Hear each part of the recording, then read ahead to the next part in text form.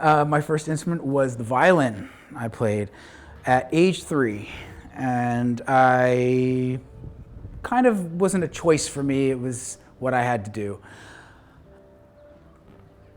I took violin lessons for 3 years, and then I switched to the piano at age 6. And this is always classical. Played classical piano for 6 years, and really didn't like it. Didn't like the violin, and my parents wanted me to play an instrument. So they said, you have to play some instrument, but you're 12 years old. Which instrument do you want to play? I said, drums. So that's why I became a drummer.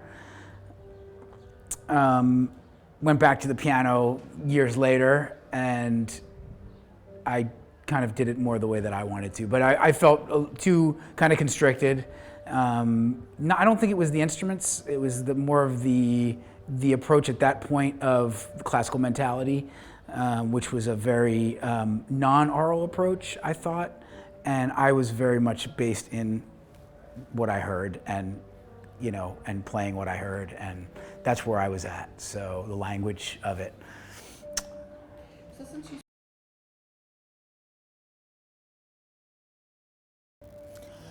My first paid gig, not for sure, but I started working for, technically for money, probably around the time I was 16, 15 maybe. Probably 15 actually, yeah. And there were some gigs I did with Jimmy Bruno, who's a great guitarist from Philly, that were definitely paid. I remember, thinking like there was one day that we had 2 gigs in one day, and I made $50 from each one. So I made $100 and I was 15, so I was pretty happy about that. And I was thinking like, is this gonna get how can this get better? Like, I'm only 15 and I'm making all this money. What's the upside to this? Like, is this just downhill from here? But that was, one of the first people that I remember, doing paid gigs with.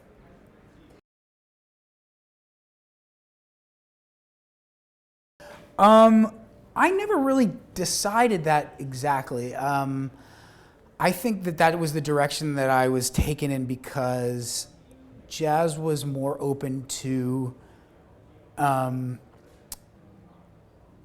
my own creativity and my own kind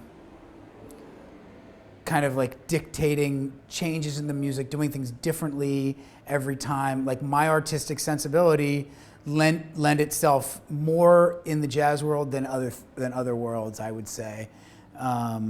Just because I'm into the whole communication thing, being on the bandstand and actually having a communication, having a dialogue with the people that I'm playing with, and that kind of thing is still very, very rare in any kind of music. It's certainly through composed music, it's very rare, and so there's this, even what they call improvised music, it doesn't really happen very much either. So jazz, I could get away with it, and so that's why.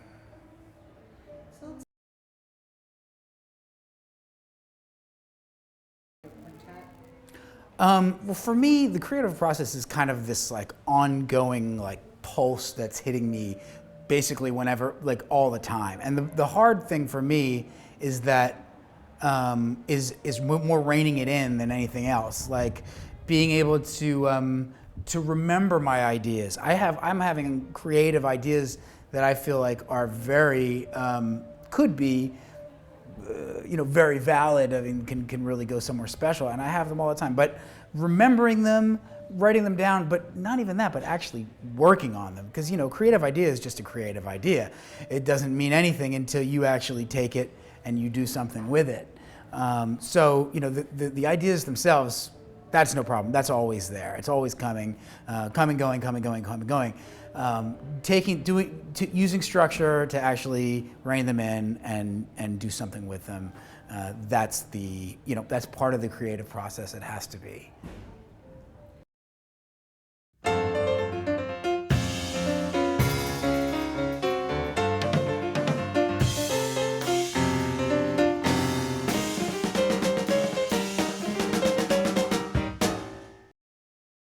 All right, my name's Ari Hoenig. Sync, sync, sync. 1, 2, 3.